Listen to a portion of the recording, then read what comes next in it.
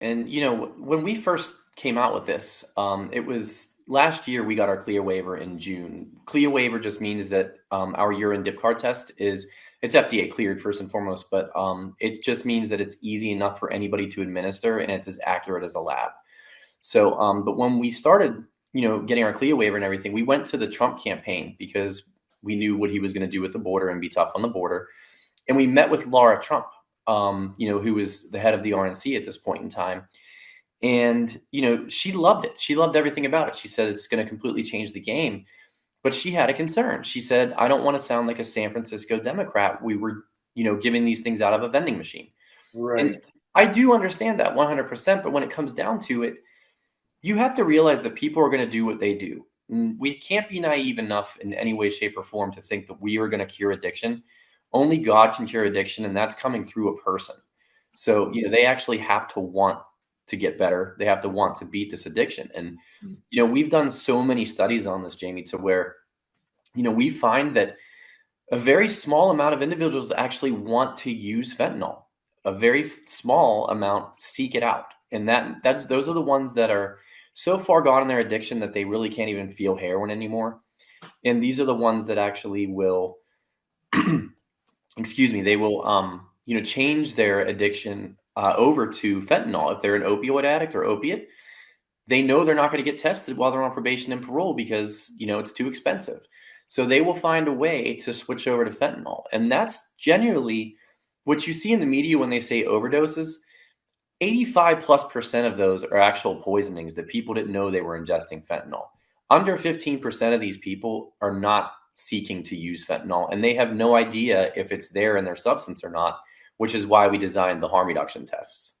And then we got that whole terrifying reality and phenomenon of people putting things into people's drinks, tainting things, people getting kidnapped, people getting, raped, taken somewhere, held as hostage, being given all these substances and being forced to do things against their will while they're completely incapacitated. So we want to defend those people too by this, because if people have something handy and they're in a certain setting, they could protect themselves against this kind of evil, right?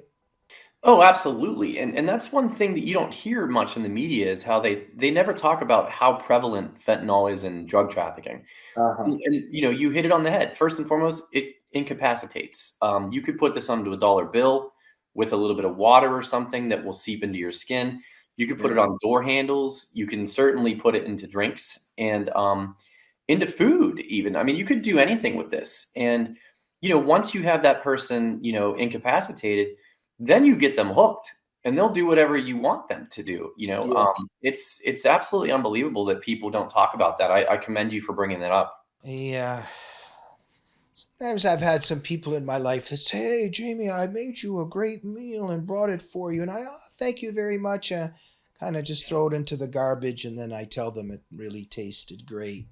So, but that's another whole story. I think only family and close friends when it comes to that, right, JC? I totally agree, and I'm in DC a lot for many different reasons, and being so close, it's about 3 hours for me. So I drive. There's no point in actually going to an airport, waiting, and flying down, renting a car.